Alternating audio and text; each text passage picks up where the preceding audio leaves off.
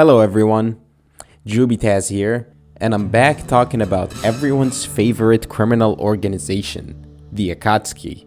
I mean, the channel was due for an Akatsuki video for a while now. The first time we hear about these guys is in a flashback where Jiraiya tells Kakashi about this one questionable organization that Orochimaru joined briefly after his departure from the Leaf. Now by that point in the story, very little was actually known about why 9 S-ranked criminals joined forces. All we knew was that they were gathering special techniques or jutsu, one of which is the Nine Tails.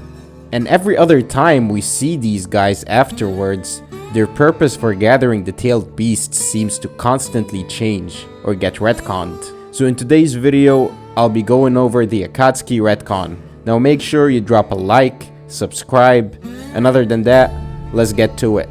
Now, if we were to fast forward to the first time we witness an Akatsuki meeting where they discuss Sasuke defecting and leaving to join Orochimaru, we get a glimpse into their ambitions. Like Pokemon, they're trying to catch them all, including the nine-tailed fox. And then, later on in the Kazekage rescue arc, we get a clarification into what they're after by Chiyo.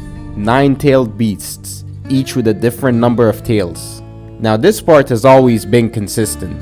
The Akatsuki are after Jinchuriki, and each member actually has a target to fill up his quota, where they're supposed to capture one each. But what for? That is the true unknown. For those that finished the series, we know that the 9-tailed beasts had to be gathered in order to resurrect the 10 tails. However, we don't hear that until like more than halfway through the story. And by the time Toby makes that announcement, the majority of the Akatsuki were dead. So we really have no idea how many members of the Akatsuki actually knew about the 10 tails. Now I have another video, actually my first video, that discusses this topic in greater detail, but basically the 10 tails isn't mentioned until much later on in the story, and none of the members, except for Toby and Zetsu, acknowledged that the 10 tails was even a thing. So what purpose was given to the Akatsuki in order to gather the tailed beasts? Well, this is actually the first plan we hear about the Akatsuki's grand schemes, and there would be more explanations to follow. Hidan throws a fit, which prompts the leader of the Akatsuki to reveal the group's long-term plans. Now as Pain explains, the Akatsuki's goals can be realized in 3 steps. The first step is to gather money in order to finance the organization. The second step is to use that money in order to create the world's first mercenary shinobi army. Pain understood the politics and economics of the shinobi world pretty well. For a shinobi village, warfare becomes necessary for a nation's economy in order for that nation to have a steady demand for their shinobi services. That's how they got paid after all. But war is not constant. If the shinobi wars were to show us one thing, it was the pattern of warfare. Villages would engage in conflicts too bloody, like the shinobi wars, that the following years would be temporary peace periods, during which shinobi business would dwindle, and the villages would resort to trimming down their military.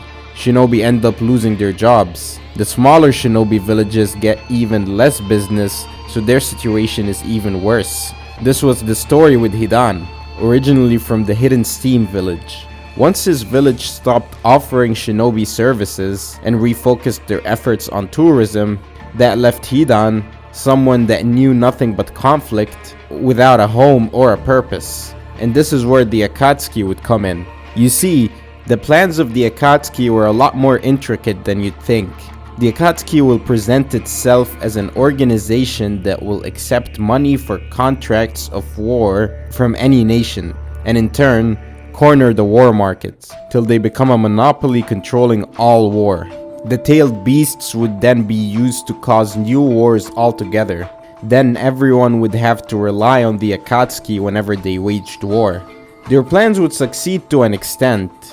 If we fast forward to the 5 Kage summit, the Tsuchikage reveals that he's hired the Akatsuki on multiple occasions. He even states that they're cheap for hire and that their soldiers provide exceptional results. which would be strange if he hired Datara, considering what Datara did to their village. Anyways, I'm getting sidetracked.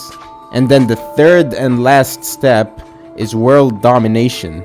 So you see how different Pain's plans are from the Akatsuki's actual plans? The only similarity is the world domination part, since world domination would be an indirect byproduct of casting the infinite Tsukuyomi. Other than that, these plans hardly align with what Obito Uchiha wanted to pull off.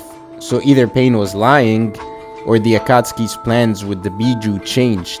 Pain does give another brief rundown of the Akatsuki's goals to Naruto when he fought him, where he gives him an answer different to the one that he gave Hidan. We'll call this the second plan. Now the Akatsuki's goal behind gathering the tailed beasts is to create a tailed beast weapon, one that can destroy an entire country in seconds. I assume that he's referring to the Ten Tails. I mean, the Ten Tails Cataclysm was able to vaporize the Shinobi Alliance headquarters in a matter of instants.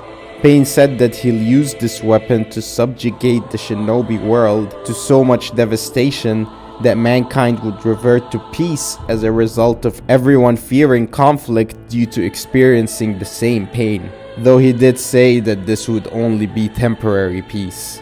It's hard to say whether he knew of Tobi's plans with the Biju and just had his own idea of what to do with them, or whether he didn't even know about the true purpose of the Ten Tails. Now this is only in the anime, but when Tobi visits Conan in the Hidden Rain, he says that both Conan and Pain agreed to his plans, the Project Tsukinome. So if we follow that interpretation, that would mean that Nagato did know the purpose of the Ten Tails and just had his own idea of what to do with it.